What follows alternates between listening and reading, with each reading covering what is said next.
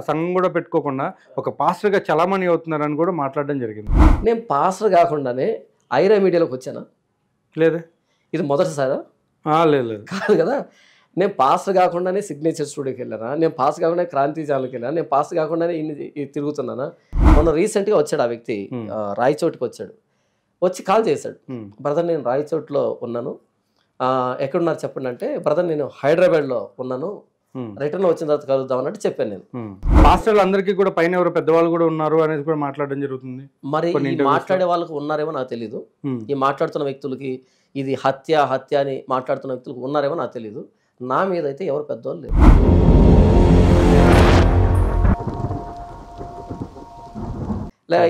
ఇక ఈ కొవ్వూరు టోల్గేట్ తర్వాత ఈ గ్రావెల్స్ వేస్తారు కదా, కంకర్రాలు వేశారు కదా, ఆ కంకర్రాలు ఎందుకు అలా లూజ్గా వదిలిపెట్టారు అని వాళ్ళని కూడా మనం అనాల్సిన పరిస్థితి. ఓకే, సో ఇప్పుడు ప్రవీణ్ గారి హత్య కేసులో వీళ్ళందరూ కూడా ముడిపడి ఉన్నారని చెప్పి మన జాన్ పాల్ గారు కూడా చెప్తున్నారు. బట్ ఇక్కడ ఏంటంటే జాన్ పాల్ గారు, ఆ అభినయ్ దర్శన్ అనే పర్సన్ ఎవరైతే ఉన్నారో, అవును, ఆయన మీరు చేసేటువంటి అసలు మీరు చేసేది పరిచర్యే కాదు, మీకు అసలు ఒక చర్చ్ లేదు, అసలు మీరు ఉండేది కడపలో ఒక మారుమూల ప్రాంతంలో అని మాట్లాడి ఒక నలుగురు ఉన్న ప్లేస్లో ఎక్కడో మీరు చెప్తూ ఉండగాక ఆ సంఘం కూడా పెట్టుకోకుండా ఒక పాస్టర్గా చలామణి అవుతున్నారని కూడా మాట్లాడడం జరిగింది. ఏం మాట్లాడాలో అర్థం కాలే. వీడు అభినయ్ శ్రీకి ఎక్కువ, అమలాపాలకి తక్కువ, వీడి ఓవర్ యాక్షన్. నేనేం మాట్లాడుతున్నానంటే, నేను పాస్టర్ని కాదనక కాసేపు, నా చర్చి లేదనక కాసేపు, మరి నేను చర్చి కట్టుకోవాలని నేను కదా అడుక్కోవాలి డబ్బుని. నా చర్చి లేదు చూడండి అని డబ్బు అడుకోవాల్సింది ఎవరు? నేనే కదా. లేకపోతే నేను పాస్టర్ని కాదనుకోండి, నేను పాస్టర్ కాకుండానే ఐరా మీడియాలోకి వచ్చానా? లేదే? ఇది మొదటిసారా? లేదు లేదు. కాదు కదా. నేను పాస్టర్ కాకుండానే సిగ్నేచర్ స్టూడియోకి వెళ్ళానా? నేను పాస్టర్ కాకుండా క్రాంతి ఛానల్కి వెళ్ళానా? నేను పాస్టర్ కాకుండానే ఇన్ని తిరుగుతున్నానా? నేను పాస్టర్ కాకుండానే 1700 ప్రసంగాలు నా ఛానల్లో ఉన్నాయా? లేకపోతే నాకు నేనే సెట్టింగ్ వేసుకొని నాకు నేనే కొత్త ప్రదేశాల్లో వాక్యం చెప్పినట్టుగా నటిస్తున్నాను? అంటే ఇది ఇప్పుడు ఈ ఇన్సిడెంట్ అడ్డం పెట్టుకుని మీ యొక్క సబ్స్క్రైబర్స్ని కూడా పెంచుకున్నారంట కదా. ఎంతమంది పెడితే ఏమన్నది ఉపయోగం? నేను గూగుల్ పే, ఫోన్పే పెట్టను, అకౌంట్ నెంబర్ పెట్టను, 1 కోటి మంది వచ్చే నాకు వచ్చే ఉపయోగం ఏముంటుంది? అభినయ్ దర్శన్కి 17K సబ్స్క్రైబర్స్ ప్రవీణ్ పగడాల గారు చనిపోక ముందు. అయితే ప్రవీణ్ పగడాల మరణించినప్పటి నుంచి ఇప్పటి వరకు 56K 56,000 మంది వచ్చారు. నాకు 68,000 మంది సబ్స్క్రైబర్స్ ఒక ఛానల్కి, ఇంకో ఛానల్కి 14,000 మంది సబ్స్క్రైబర్స్, ఇంకో ఛానల్ ఉంది నాది, మొత్తం 3 ఛానల్స్ ఉన్నాయి. దేంట్లో కూడా నేను ఇప్పటివరకు గూగుల్ పే, ఫోన్పే పెట్టలే. దేంట్లో కూడా నేను ఇప్పటివరకు పెట్టలే. నాకు ఆలోచన కూడా లేదు, నాకు సిగ్గు. కానీ ఈ వ్యక్తి అప్పటి నుంచి అడుకోవడం చేశాడు. అయితే ఇప్పుడు ఎక్కువ మొత్తంలో అడుకోవడం స్టార్ట్ చేశాడు. ఇప్పుడు నేను పాస్టర్ని కాదు అని అంటే కనుక, నాకు చర్చ లేదంటే కనుక, మరి ఇన్ని రోజులు నేను చేసిన ప్రసంగాలు ఎక్కడి నుంచి చేశాను? ప్రతి ఆదివారం నా చర్చ నుంచి ప్రసంగాలు వస్తాయి. మరి నేను ఎక్కడి నిలబడి మాట్లాడుతున్నాను? సరే నేను పాస్టర్ని కాదు, వాక్యం చెప్తున్నాను. ఎంతమంది వ్యక్తులు ఉంటే ఆ వ్యక్తిని పాస్టర్ అంటారు?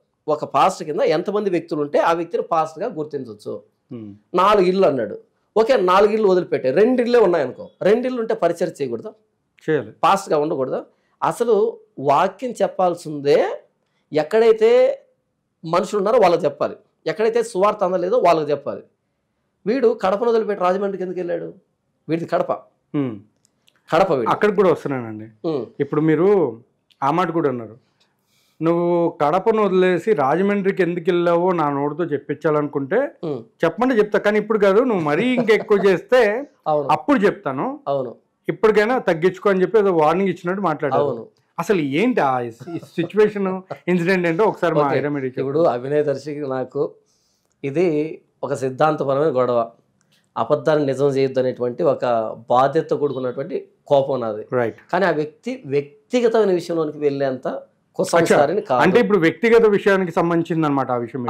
వ్యక్తిగత విషయాలు మనకు వద్దులేదు, దాన్ని నేను మాట్లాడను, అది మంచిది కాదు. ఎందుకంటే ఎంతవరకు గొడవ అంతవరకే చేస్తాను. కాబట్టి ఏంటంటే, నేను పాస్టర్ని కాదు అంటే ఇంతకు నేను ఎక్కడ ఉంటాను? ఆ వ్యక్తి ఏమన్నాడంటే, రాయచోటికి 40 కిలోమీటర్ల దూరంలో ఉంటాను అని అన్నాడు. 60 కిలోమీటర్లు 40 అని అన్నాడు ఆ వ్యక్తి. కడపకి 60 కిలోమీటర్ల దూరం, రాయచోటికి 40 కిలోమీటర్ల దూరం అన్నట్టుగా అన్నాడు. అంటే నేను ఎక్కడ ఉంటాను కూడా తెలియదు. మొన్న రీసెంట్గా వచ్చాడు ఆ వ్యక్తి, రాయచోటికి వచ్చాడు. వచ్చి కాల్ చేశాడు, బ్రదర్ నేను రాయచోట్లో ఉన్నాను, ఎక్కడున్నారు చెప్పండి అంటే, బ్రదర్ నేను హైదరాబాద్లో ఉన్నాను, ఉమ్, రిటర్న్ వచ్చిన తర్వాత కలుద్దాం అన్నట్టు చెప్పాను నేను. ఉమ్, అలా ఆ వ్యక్తి కలవడం మిస్ అయింది. ఉమ్, నా గురించి ఏం తెలుసు అని చర్చ లేదన్నాడు. ఉమ్, కాబట్టి ఇప్పుడు అబద్ధాలు మనిషి చెప్తాడు, ఉమ్, చెప్పకూడదు వాస్తవానికి చెప్తాడు, కానీ మరి ఈ స్థాయిలో చెప్తారా? ఏమాత్రం భయం లేకుండా ఆలోచించకుండా ఎంత ఫ్లోలో అబద్ధాలు చెప్తున్నాడు. అది ఉమ్, నాకు మినిస్ట్రీ లేదన్నాడు, నాకు చర్చి లేదన్నాడు, తర్వాత నేను ఒక మారుమూల ప్రాంతంలో ఉన్నానంట, నాకు నెలకి 5,000 రూపాయలు అయితే సరిపోతుందంట, నెలకు 5,000 రూపాయలు అయితే సరిపోతుందంట. అంటే మీరు మహాసేన్ రాజేష్ మీ ఇద్దరు కూడా కలిసి ఏదో చేస్తున్నారంట మనుషులు. మరలా నాకు ఆ రాజకీయ రంగం పురుగుతారు, కానీ నాకు రాజకీయాలంటే పచ్చి చిరాకు. ఉమ్, నాకు ఒక్క ఓటు ఉంది. ఆ రోజు నాకు ఎవరు ప్రభుత్వం అయితే మేలు చేస్తా అనిపిస్తే వాళ్ళకి వేస్తాను. ఓకే, అంతకు మించి రాజకీయం గురించి నేను పొరపాటు కూడా మాట్లాడను. నాకు ఆ రాజకీయం కాదు అసలు. మా ప్రవీణ్ పాడాల గారి విషయంలో కూడా మీరు రాజేష్ మహాసేన గారితోటి ఆయనతోటి మీరు కుమ్మక్కయ్యి అభినయ్ దర్శన్ మీద అబద్ధపు ప్రచారాలు ఎక్కువ చేస్తున్నారంట కదా. రాజేష్ మహాసేన గారు నాకు కౌంటర్ ఇచ్చాడు, నాకు తెలిసి 3 నెలల క్రితం 4 నెలల క్రితం. నన్ను అంటే నోటుకు వచ్చినలా మాట్లాడుతున్నాడు, ఏదో ఒక మాట ఏదో ఒక చూపించి, నా క్లిప్పింగ్ చూపించి నాకు కౌంటర్ ఇచ్చాడు రాజేష్ మహాసేన. 4 నెలల క్రితం అనుకుంటా, వీడియో ఉంది. అంటే తప్పుడు బోధకుడో లేకపోతే దొంగ బోధకుడో, ఇలాంటి పాస్టర్లు ఉంటే క్రైస్తవ్యానికి ఏదో అంటూ కోపంగా నా మీద వీడియో చేశాడు ఆ వ్యక్తి.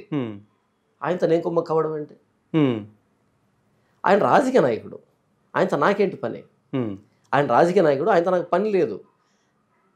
క్రైస్తవ్యంలో ఇలాంటి వాతావరణం మంచిది కాదు, క్రైస్తవ భవిష్యత్తుకు మంచిది కాదు, ఇది ప్రపంచమంతా గమనిస్తుంది అని నా క్రైస్తవ సమాజాన్ని అవగాహన కల్పించడానికి, నాకు అర్థమైన నిజాన్ని వాళ్ళకు అర్థమయ్యేటట్టు చెప్పడానికి నేను చేసిన ప్రయత్నం ఇది. నేను పాస్టర్ని, ఆయన రాజకీయ నాయకుడు, ఆయనతో నాకేం పని? నాకు తెలియక అడుగుతాను. పైగా ఆయన ఎక్కడ ఉంటాడో నాకు తెలియదు, నా సంబంధమే లేదు. ఓకే, ఒకవేళ ఆయన ఏమంటాడు, రాజకీయంలో ఉన్నాడు కాబట్టి ఆయన చెప్పేదానికి ఉంటుంది. ఇప్పుడు ఒక మాట చెప్తానండి, రాజేష్ మహాసేన ఒక మాట అన్నాడు అనుకోండి, ఆయన మీద వ్యతిరేకత వచ్చింది అనుకోండి, ఆయన తిప్పి కొట్టుకోగలడు, ఎందుకంటే ఆయన ఒక పార్టీలో ఉన్నాడు. కానీ నేను సాధారణమైనటువంటి ఒక వ్యక్తిని, పాస్టర్ని, నా మీద వ్యతిరేకత వస్తే నా పక్షాన్ని ఎవరు వస్తారు అసలు? ఇప్పుడు ఆయన ఏదైనా ఒక మాట మాట్లాడాడు, ఆయన సర్వైవ్ కాగలడు. అంటే ఇప్పుడు మీ క్రైస్తవ్యంలో కూడా పెద్దవాళ్ళు ఎవరు ఉన్నారంట కదా మీకు పైన? నాకు పైన ఎవరైనా పెద్దలు, పాస్టర్లు అందరికీ కూడా పైన ఎవరు పెద్దవాళ్ళు కూడా ఉన్నారు అనేది కూడా మాట్లాడడం జరుగుతుంది. మరి మాట్లాడే వాళ్ళకి ఉన్నారేమో నాకు తెలీదు, ఈ మాట్లాడుతున్న వ్యక్తులకి ఇది హత్య అని మాట్లాడుతున్న వ్యక్తులకు ఉన్నారేమో నాకు తెలీదు. నా మీద అయితే ఎవరు పెద్దవాళ్ళు లేరు. ఓకే, నా మీద అయితే ఎవరు లేరు. అంటే మీరు క్రైస్తవ సంఘాలన్నింటికి కూడా భిన్నంగా సపరేట్గా ఉంటున్నారు మీరు? క్రైస్తవ సంఘాలకి నాకు ఎలాంటి సంబంధం ఉండదు. ఓకే, క్రైస్తవ గుంపుకి నాకు ఎలాంటి సంబంధం ఉండదు. నా భావజాలంతో ఎవరైతే ఏకీభవిస్తారో వాళ్ళే నా వాళ్ళు. ఓకే, గత 15 రోజులుగా నోటితో పలకూడని మాటలు మాట్లాడుతున్నది ఎవరా అంటే, ఎవరైతే మీరు క్రైస్తవులు అంటున్నారో వీళ్ళే. పండ ఊదులు మాట్లాడుతున్నారు. నాకు తెలిసి నేను ఒంటరి కనబడలేదు కాబట్టి వదిలిపెట్టారేమో, కానీ దాడి చేయడానికి కూడా సిద్ధమే అనేటట్టున్నారు. ఇప్పుడు ఈ అభినయ్ దర్శన్ అనే వ్యక్తి 2 సార్లు వీడియోలో పబ్లిక్గా మాట్లాడాడు. ఏమని తెలుసా? 1000 మంది పాస్టర్లతో వచ్చి నేను ముట్టడిస్తా అని. నాకు తెలియక అడుగుతాను, ఇన్ని ఆధారాలు చూసిన తర్వాత, పోలీసు వాళ్ళు ప్రెస్ రిపోర్ట్ పెట్టిన తర్వాత, ఆధారాలు ఇచ్చిన తర్వాత, దీని ప్రకారంగా ఇది యాక్సిడెంట్ అని చెప్తే నన్ను ముట్టడించాల్సిన అవసరం ఏంటి? సరే జాన్ పాల్ గారు, వాళ్ళు అడిగే క్వశ్చన్ ఒకటి నేను మిమ్మల్ని అడగాలనుకుంటున్నాను. సరే, ప్రవీణ్ పాడాల గారిది యాక్సిడెంట్ అనేసి మీరు చెప్తున్నారు, ఓకే ఫైన్. కానీ బైక్ వచ్చి ఆయన మీదకి ఎలా ఉంది అనేసి వీళ్ళందరూ కూడా అదే క్వశ్చన్ రేస్ చేస్తున్నారు. వేరే ఏం లేదు, ప్రతి ఒక్కరి క్వశ్చన్ కూడా ఒకటే, బైక్ వచ్చి ప్రవీణ్ పాడాల గారి మీద ఏదో దుప్పటి కప్పినట్టు ఎలా ఉంది, ఎందుకుంది, ఎవరు పెట్టారు? ఓకే, ఈ ప్రశ్నని ఒక పాయింట్ లాగా, అది హత్య అని చెప్పడానికి పాయింట్ లాగా వాడుకున్నారంటే, వీళ్ళకంటే కోడి మేలు, కోడి బుర్ర మేలు. ఇంత అమాయకులు, ఇంత లాజిక్లెస్ ఫెలోస్ అసలు ఎలా క్రైస్తవులు అయ్యారు, ఎలా పాస్టర్లు అయ్యారు అన్నది ఫస్ట్ నాకు వచ్చేటువంటి అనుమానం. ఆ బైక్ ఆయన మీద ఎలా పడింది అన్నది అది అసలు ప్రశ్న కాదు, అసలు పాయింట్ కాదు నాకు అది. కానీ వీళ్ళు ఎలా ఇంత దూరం వచ్చారు, ఇంత పెద్దోళ్ళు అయ్యారు, కనీసం ఏమాత్రం మెచ్యూరిటీ లేదా అనేది వీళ్ళ మీద నాకు అనుమానం. మీరు ఎప్పుడైనా హైవే చూస్తే, మనం హైవే మీద ట్రావెల్ చేస్తుంటాం కదా, హైవే అన్నది ఈ వరదలు రాకుండా, నీళ్ళ కొట్టుకొని పోకుండా ఎత్తుగా కడతారు. రైల్వే ట్రాక్ లాగా ఎత్తుగా ఉంటుంది, పైకి ఎత్తుగా ఉంటుంది. ఆ ఎత్తుగా కట్టాలంటే మట్టి ఎక్కడి నుంచి తీసుకొస్తారు? ఇరు పక్కల నుంచి జేసీబీతో ఇలా తవ్వి దాని మీద వేస్తారు. అవును. లేదా తవ్వుకున్నా సరే ఈ మట్టి కంకర వేసి ఆ పైకి తీసేటప్పటికి ఇది పల్ల ప్రాంతం అవుతుంది, అవును. గుంత ప్రాంతం అవుతుంది. ఇలా జేసీబీతో ఇలా లోడినప్పుడు అక్కడ ఇటు అర్ధచంద్రాకారంలో కాలువ లాంటిది ఏర్పడుతుంది, ఉంటుంది. ఇప్పుడు ఈ వ్యక్తి ఆ హైవే నుంచి ఇలా జారినప్పుడు ఆ బండి మీద ఉన్నాడు కదా, సడన్గా ఇలా స్కిడ్ అయినప్పుడు మనిషి పని చేయదు, ఏం జరుగుతుంది అన్నది. అవును. ఓకే, అప్పుడు లెఫ్ట్లో కదా బండి దిగింది, అవును. లెఫ్ట్లో ఇలా బండి దిగినప్పుడు ఆటోమేటిక్గా ఏ చేతిని లాగుతాం మనం? రైట్. రైట్ చేయిని ఇలా లాక్కుంటాం.